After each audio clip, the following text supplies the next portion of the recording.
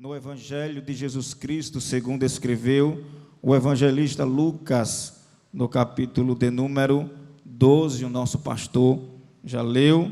Eu gostaria apenas de reler os versículos 42 e o versículo 43. Evangelho de Jesus, escrito por Lucas, capítulo de número 12, versículos 42 e 43. Assim está escrito: E disse o Senhor: qual é, pois, o mordomo fiel e prudente, a quem o Senhor pôs sobre seus servos para lhe dar a tempo a ração? Bem-aventurado aquele servo a quem o Senhor, quando vier, achar fazendo assim. Quantos podem dizer amém? Amém. Querida igreja, santos do Senhor e adolescentes que me ouvem nesta noite, estamos diante de uma parábola que o próprio Jesus, ele mencionou. Jesus foi um grande especialista em contar parábolas. Ele usava esta linguagem em suas pregações, e aqui nesse texto, Jesus também está narrando uma parábola. Parábolas eram histórias que podiam ser histórias fictícias ou reais, que ele usava para ilustrar a verdade que ele queria ensinar. Quando o mestre Jesus queria ensinar alguma coisa, ele contava histórias, e dessas histórias ele extraía os ensinamentos que ele queria aplicar aos seus ouvintes. Essas histórias são chamadas de parábolas. Jesus, em todo o seu ministério, proferiu aproximadamente 42 parábolas. Esta parábola, ela é conhecida como a parábola do servo fiel, ou do mordomo fiel, porque na verdade podemos observar que Jesus aqui ele usa duas expressões para descrever este servo fiel. A primeira expressão está exatamente no capítulo de número 42, no capítulo de número 12, versículo 42, melhor dizendo: e disse o Senhor: qual, pois, é o mordomo? Repita comigo: mordomo. A primeira palavra que Jesus usa é mordomo, e a segunda palavra que ele usa está no versículo 43 do capítulo 12 do Evangelho de Lucas. Ele diz: bem-aventurado aquele servo. Diga: servo. Então observe que Jesus usa essas duas expressões para descrever a pessoa que é colocada por ele para administrar os tesouros advindos do Senhor. Podemos observar que essa primeira expressão, servos, do grego é doulos, que significa escravo, e esta expressão mordomo é oikonomos, do grego, que significa administrador, supervisor, gerente. Ele usa essas duas expressões porque era comum, quando um homem muito rico, proprietário de muitas terras, um homem de muita propriedade, era comum que este homem tivesse muitos escravos, e quando esses escravos eles se destacavam por serem fiéis a este homem, ele então promovia esses escravos ao posto de mordomos.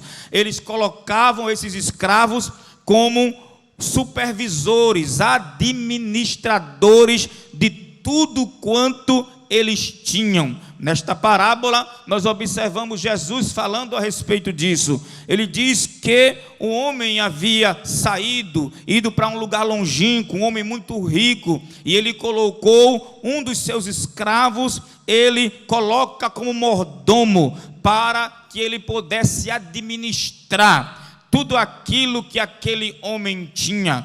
É claro que quando nós olhamos para esta parábola, logo podemos entender que este homem, este grande homem rico que viajou, está representando o próprio Jesus.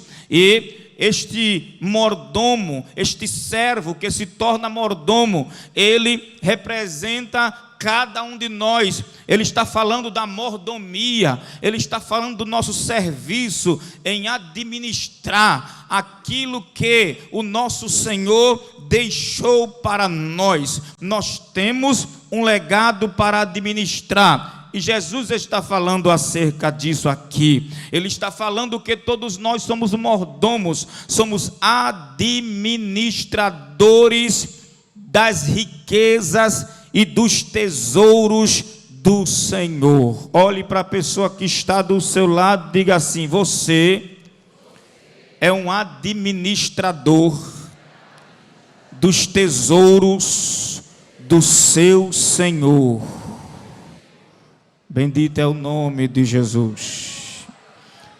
A respeito disso, eu gostaria de falar neste breve tempo que nos resta, a respeito desta mordomia, a respeito do crente como administrador das riquezas de Deus, a respeito do adolescente como administrador dos tesouros divinos. Aleluia! Nós recebemos muitas coisas, meus irmãos, advindas da salvação. Quando nós aceitamos Jesus, nós recebemos a salvação, e a salvação foi adquirida por Cristo na cruz do Calvário. E junto com a salvação, que já é o maior milagre, a maior bênção que o crente pode ter, nós ainda recebemos batismo com o Espírito Santo, dons espirituais, virtudes do fruto do Espírito, recebemos cura, recebemos milagres, recebemos ministérios, recebemos muitas bênçãos advindas da salvação.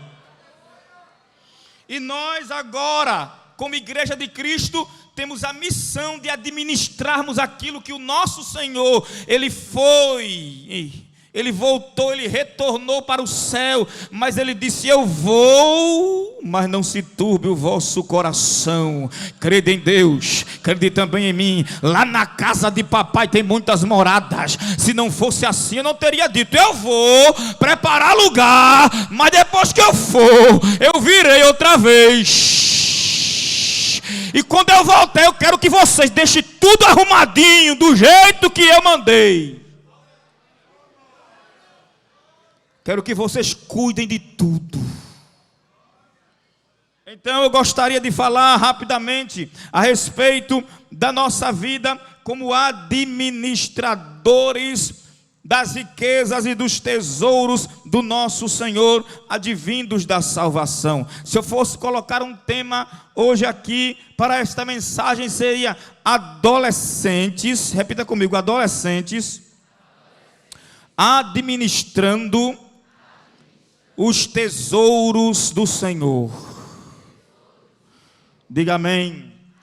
Podemos observar que devemos administrar as bênçãos de Deus, os tesouros do Senhor. E, em primeiro lugar, eu gostaria de falar da importância da administração daquilo que Deus nos confiou. O adolescente, o cristão, o crente, a mulher de Deus, o homem de Deus, o servo de Deus, ele deve ser um bom administrador, um bom mordomo de tudo aquilo que Deus lhe confiou. Podemos observar ainda em Lucas, no capítulo de número 12, que Jesus faz menção de duas coisas que este servo, este mordomo, este administrador tinha que administrar. No versículo de número 42 do capítulo 12, ele diz: e disse o Senhor: qual é, pois, o mordomo fiel, prudente, a quem o Senhor pôs sobre os seus servos, para lhes dar a tempo a ração?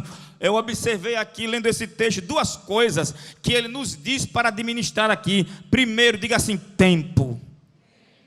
Ele disse que o servo, o administrador, o mordomo, ele tem que lhe dar a tempo a ração. Então ele tem que administrar o tempo e a ração. Vamos falar primeiro de tempo. Tempo é algo muito importante na vida do crente, do cristão, do adolescente, e nós devemos saber administrar o tempo que Deus nos deu. É bem verdade que se nós formos falar de tempo, teríamos muita coisa para falar. Por exemplo, podemos dizer que Deus é o Senhor do tempo, é o Criador do tempo. O tempo foi criado por Deus, porém Deus não está limitado ao tempo. O tempo foi criado por Deus para os seres humanos. Deus não está preso ao tempo, Deus não está limitado ao tempo. Deus é um ser atemporal, porque o tempo não tem efeito sobre Deus. Todavia nós somos seres temporais, porque nós estamos presos ao tempo e sofremos a ação do tempo. O nosso Deus, Ele é desde a eternidade, não teve começo, nunca terá fim. Aleluia, bendito é o nome do Senhor. Isaías falou que Deus não está preso ao tempo. No capítulo 43, versículo 13, ele diz: ainda antes que houvesse dia, eu sou. Não tinha dia, não tinha lua, não tinha sol, não tinha mês, não tinha ano, não tinha nada, não tinha hora, não tinha minuto, não tinha segundo, mas eu já existia, fora do tempo. Mas nós estamos limitados ao tempo. Eclesiastes capítulo de número 3, versículo 1 em diante. Tudo tem seu tempo determinado, e há um propósito para todas as coisas debaixo do sol. Observe essa expressão: há um propósito para todas as coisas debaixo do sol. O que é que ele está falando? É que do sol para baixo é um tempo, que é o tempo do homem. Do céu para cima não é mais o tempo do homem, é o tempo do Deus Todo-Poderoso, a eternidade. Então, só há um tempo para as coisas que estão debaixo do sol. Em cima do sol, o eterno, o perfeito, o absoluto, Ele governa todas as coisas. Abaixo do sol, nós temos o tempo no grego cronos, que é o tempo do homem, a contagem dos anos, dos minutos, dos segundos, dos milésimos, das semanas, dos meses, das estações, milênios, décadas. Abaixo do sol. Acima nós temos o kairos. É quando o salmista diz: de eternidade a eternidade, tu és Deus. Oh, bendito, você pode adorar Ele nesta noite. Ele é eterno, Ele é eterno. Sabe o que significa isso? É que Deus, na eternidade passada, Ele já existia antes dos anjos, antes do homem. Ele já existia, só existiam as três pessoas da Trindade: o Pai, o Filho e o Espírito Santo, no que a Bíblia chama de o conselho divino. Só existiam eles três no tempo eterno, no passado, e eles três satisfaziam-se um com os outros. Eles três, chamados de conselho divino. Este conselho um dia se reuniu, o Pai, o Filho, o Espírito Santo, e disse: façamos o homem a nossa imagem e semelhança. Mas antes de criar o homem, a terra, o sol, o universo, o conselho divino já existia na eternidade passada. Então ele abriu agora um espaço, chamou de tempo, colocou o homem dentro dele.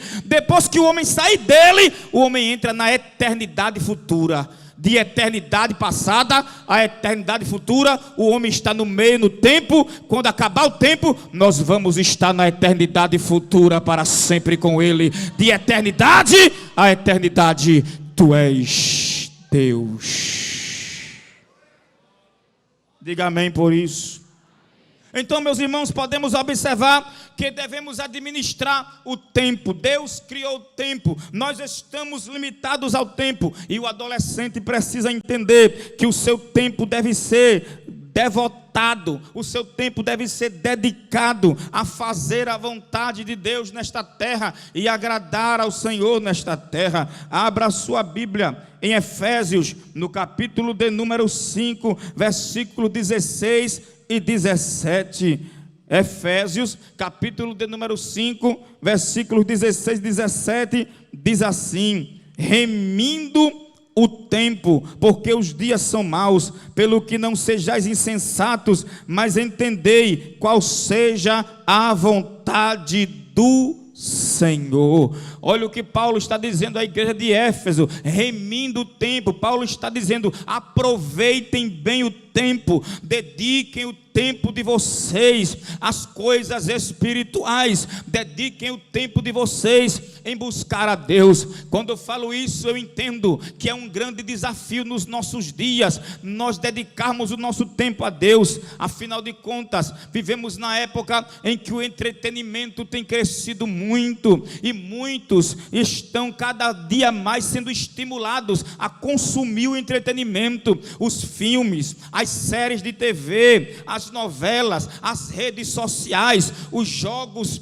que existem, e tudo isso vem para tirar o nosso tempo, para roubar o nosso tempo. São ladrões do nosso tempo. Se você se distrair, você entra na rede social, começa a assistir um vídeo, aquele vídeo leva para outro vídeo, aquele outro vídeo leva para outro vídeo, e quando você pensa, já passou 1 hora e meia ali preso, assistindo aqueles vídeos. O tempo vai embora. Tem gente que fica a madrugada inteira assistindo, acessando, vendo as redes sociais, consumindo, maratonando séries. Mas nessa noite o Espírito do Senhor está dizendo para nós: tudo isto é coisa fútil. Gasta o teu tempo na minha presença, porque eu tenho tesouros inefáveis para entregar nas tuas mãos. Eu quero te revelar coisas grandes, eu quero te revelar coisas maiores, eu quero te entregar tesouros, riquezas, dons. Mas para isso você tem que se afastar do entretenimento e tem que entrar no altar da oração, da palavra. Diga para quem está do seu lado: dedique o seu tempo em buscar ao Senhor. Hebreus capítulo de número 3, versículo 13, o escritor anônimo aos Hebreus diz assim: antes, exortai-vos uns aos outros todos os dias, durante o tempo que se chama hoje, para que nenhum de vós se endureça pelo engano do pecado. Nós devemos aproveitar este tempo que se chama hoje. Esses dias o Senhor falou ao meu coração algo muito forte. Eu estava pregando, e a gente tem esse hábito de pregar e dizer assim: jovens, adolescentes, vocês são o futuro da igreja. E eu dizendo isso em minhas pregações, e o Espírito Santo veio até mim e disse assim: não é errado o que você está dizendo, mas não diga somente isso, porque quando você diz que o jovem é o futuro da igreja, parece que eu vou usar o jovem só no futuro, parece que eu vou deixar para fazer as coisas na vida do jovem só no futuro. Diga aos jovens a partir de agora que eles não são só o futuro, eles são o presente da igreja também. Eu quero usar eles agora também, eu quero encher eles agora também, quero usar para pregar, quero usar para cantar, quero usar para profetizar, quero dar dons espirituais, quero encher, quero batizar, quero usar na evangelização, quero usar na escola dominical, quero dar sabedoria na minha palavra. Eu quero que você diga isso comigo. Diga: jovens, diga adolescentes, vocês não são só o futuro. Diga: vocês são o presente. Levanta a mão, adolescente. Levanta a mão, porque eu quero te dizer que Deus quer te usar hoje. Eu quero te dizer que Deus, e o que é que impede de Deus te usar agora? O que é que impede dele te encher agora? O que é que impede dele te levantar agora? O que é que impede dele te chamar agora? O que é que impede dele fazer a obra na tua vida agora?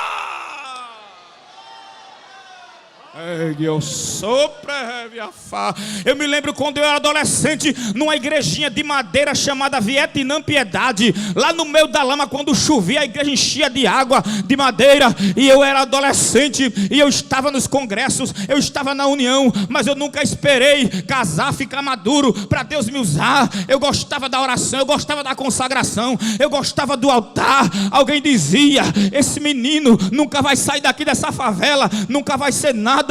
Mas o Espírito Santo dizia ao meu coração: eu tenho um negócio contigo, e eu quero fazer hoje.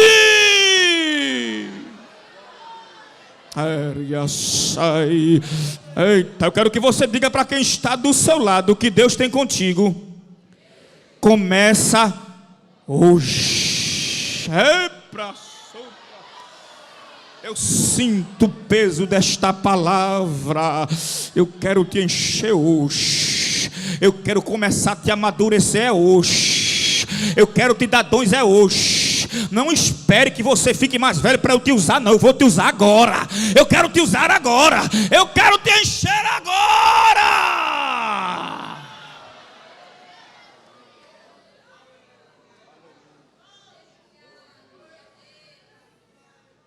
Se nós entregarmos os nossos dias, o nosso tempo na mão de Deus, Deus não vai esperar que você fique mais velho. Ele vai começar a lhe encher, lhe tomar em poder e autoridade, lhe dar dons espirituais. E alguém vai dizer: meu Deus do céu, o que é isso? E você dizendo: foi porque eu escutei a palavra de Deus. Ele disse que o negócio que ele tem comigo começa hoje e vai até o fim. Diga amém por isso. Agora vamos falar da administração da palavra, porque ração aqui representa a palavra. Observe que ele diz: há tempo e a ração. Porque os mordomos daquela época, quando eles subiam de cargo, eles agora mandavam nos outros servos. E o administrador, ele ficava responsável por todos os bens, para dividir, para pagar o salário de todos, e até mesmo a comida que eles comiam, a ração que eles comiam, é chamado de ração aqui no original. Essa expressão ração aqui é uma comida sob medida, a quantidade certa, de manhã, de tarde, de noite, segunda, terça, quarta, quinta, sexta, sábado. Deus está dizendo: eu quero te alimentar na quantidade certa. A minha palavra é racionada, é na medida, ela só desce na medida certa. Meu Deus do céu. Abra sua Bíblia, se for possível, na primeira epístola do apóstolo Pedro, capítulo de número 2, versículo 2. É o símbolo da palavra. Ração aqui significa a palavra. 1 de Pedro, capítulo de número 2, versículo 2, assim: desejai afetuosamente como meninos novamente nascidos o leite racional, não falsificado, para que por ele vades crescendo. Observe essa expressão, leite racional, está falando a mesma coisa. É um leite sob medida para você, porque quando a criança nasce e a mãe não pode amamentar, tem um tipo de leite, não é assim, irmão? Tem um tipo de leite para aquele recém-nascido, ele só pode tomar aquele tipo de leite. E o Espírito está falando: desejai a minha palavra, desejais a minha palavra, a medida, sob medida para ti. Come a minha palavra, anda pela minha palavra, vive pela minha palavra, fala a minha palavra, medita na minha palavra. De madrugada lê a minha palavra, de manhã lê a minha palavra. Você não se alimenta 3 vezes por dia? Você não come, não almoça, não janta e não tem o café da manhã? E por que você não quer ler a minha palavra? A tua alma precisa da palavra de Deus. Diga amém por isso. Eu não posso me deter muito. Quero agora adiantar um pouco e falar sobre a administração do corpo. Diga assim: administração do corpo, ou mordomia do corpo. Deus nos deu um corpo. Este corpo no qual você está foi dado por Deus, e Ele quer que você administre o teu corpo. O adolescente cristão, O homem de Deus, a mulher de Deus, o cristão, ele deve cuidar do seu corpo, apresentar o seu corpo a Deus, santificar o seu corpo, purificar o seu corpo de todo pecado, de toda impureza, de todo sentimento que não agrada a Deus e de tudo aquilo que não agrada o Senhor. Abra sua Bíblia na primeira carta do apóstolo Paulo aos Coríntios, capítulo de número 6, versículos 19 e 20. Primeira carta do apóstolo Paulo aos Coríntios, capítulo 6, versículo 19 e 20, diz assim: ou não sabeis que o nosso corpo é o templo do Espírito que habita proveniente de Deus, e que não sois de vós mesmos, porque foste comprado por bom preço. Olha o que Paulo diz: glorificai, pois, a Deus no vosso corpo e no vosso espírito, os quais pertencem a Deus. Glorifica a Deus no teu corpo. Abra sua Bíblia ainda em Romanos, capítulo de número 12, versículos 1 e 2. Esse é muito conhecido, todo mundo conhece de cor. Romanos capítulo 12, versículo 2: rogo-vos, pois, irmãos, pela compaixão de Deus, que apresentei os vossos corpos em sacrifício a Deus. Oh glória, santifica a tua vida, busca a Deus, não te mistura, deixa aqueles que são teus colegas na escola se misturarem. Tem gente aí que usa o corpo para tudo que não presta, mas o adolescente cristão, o corpo dele é como diz lá em Cantares de Salomão: jardim fechado, Satanás não toca, Satanás não mexe, está guardado. A tua mente é blindada por Deus, o teu corpo é blindado por Deus, aleluia. E alguém chega para você e diz: rapaz, fulano quer ficar contigo, fulano quer fazer assim. Diga: não, o meu corpo é templo, é morada do Espírito Santo, e aqui ninguém toca, está guardado por Ele. É para sobrerevassar. Santifica o teu corpo a Ele. Nós sabemos que no nosso corpo nós temos 5 sentidos. Esses 5 sentidos, tato, visão, paladar, audição, olfato, são as janelas por onde o pecado e o diabo e o mundo quer que o nosso corpo seja contaminado por ele. Mas adolescentes nesta noite, igreja do Senhor nesta noite, defenda os teus sentidos, protege os teus sentidos. O nosso corpo tem os sentidos. Primeiro eu gostaria de falar dos olhos, já estou encerrando. Os olhos. Abra sua Bíblia em Salmo capítulo número 101, versículo 3. Diz assim: não porei coisa má diante dos meus olhos, aborreço as ações daqueles que se desviam, nada se me pegará. Diga amém por isso.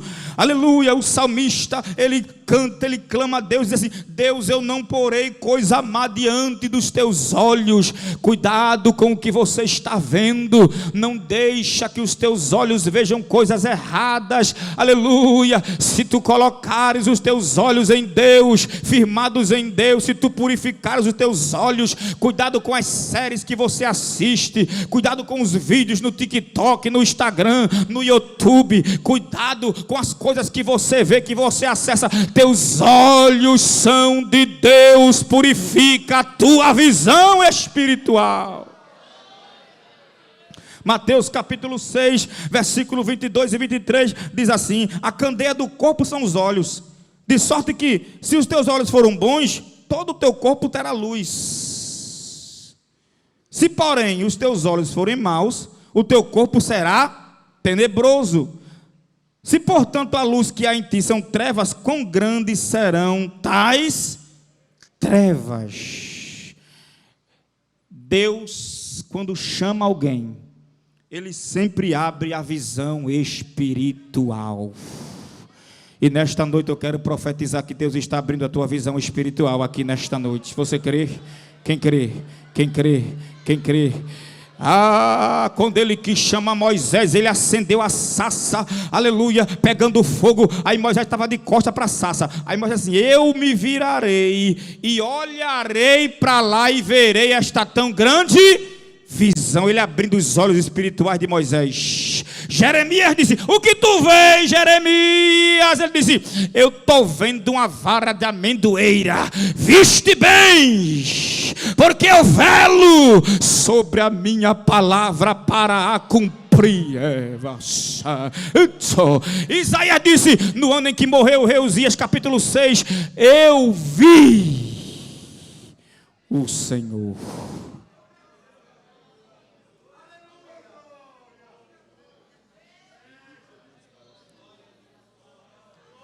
Glória. O Espírito de Deus está aqui nesta noite. Ele está dizendo: eu vou abrir visão espiritual de adolescentes, vou revelar os meus mistérios, vou abrir visão espiritual de crentes, vou limpar, tirar a escama de olhos. Eu conheço o teu futuro e estou dizendo: eu vou revelar algo sobrenatural diante dos teus olhos. Diga assim: boca. Diga mais forte: boca. Fique com medo não. A boca também é um dos sentidos. O crente, o adolescente cristão, ele não deve contaminar os seus lábios. Seus lábios foram consagrados para você louvar aqui na união de adolescentes, falar jogral, pregar o evangelho. Então você não deve contaminar os seus lábios com palavras indecorosas, gírias, permita-me, meu pastor, palavras de baixo escalão, músicas profanas do mundo com letras que ofendem a santidade de Deus. Teus lábios têm que ser puros.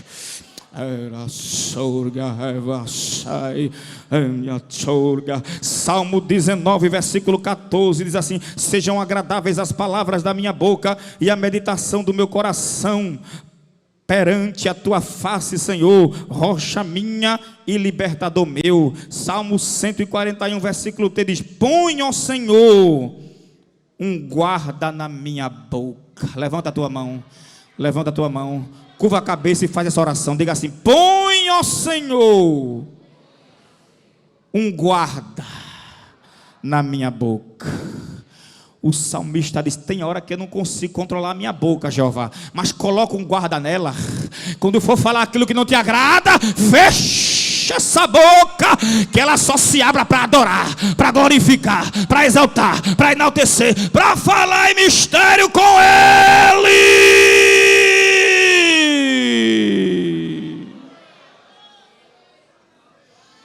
Isaías tinha um problema na boca. Quando Deus se revelou para ele no capítulo 6, ele viu a visão dos serafins, aqueles seres que ardiam em fogo. Eles estavam voando ao redor do trono. Eles tinham 6 asas, com 2 cobriam seus pés, com 2 cobriam seus rostos, com 2 voavam e clamavam um para os outros em língua hebraica: Kadosh, Kadosh, Kadosh, Kadosh, Kadosh, Santo, Santo, Santo, Santo, Santo é o Senhor dos exércitos. Toda a terra está cheia da sua glória. Quando Isaías viu aquela tão grande visão, a Bíblia diz que Isaías disse assim: ai de mim, eu vou perecer, porque eu sou um homem de lábios impuros, eu não mereço ver isto, os meus lábios estão impuros. Aí Jeová disse: já sei onde é que está o problema, na boca dele. Chamou o serafim: vai lá, serafim, resolve o problema. O serafim saiu voando, chegou no altar, pegou Atenaz, pegou uma brasa de fogo tirada do altar, voou até Isaías e disse: qual é o problema, Isaías? É a minha boca. Ele: deixa comigo, porque o teu problema é que está faltando fogo na tua boca. Abra a boca, recebe a brasa. Pronto.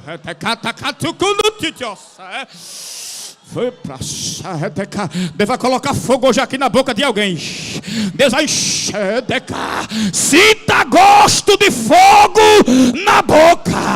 Brasas do Espírito estão descendo aqui. Abra a boca para ser renovado, abra a boca para ser cheio, abra a boca, adolescente. adolescente.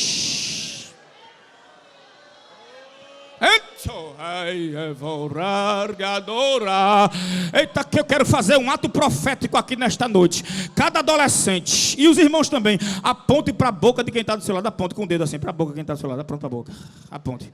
Não precisa tocar, aponte, com delicadeza. Feche o seu olho agora. Porque o mesmo Deus que tocou na boca de Isaías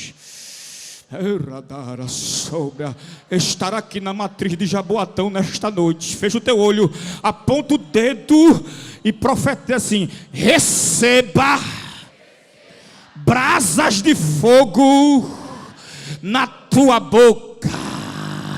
Abra a boca, receba agora labaredas do Espírito.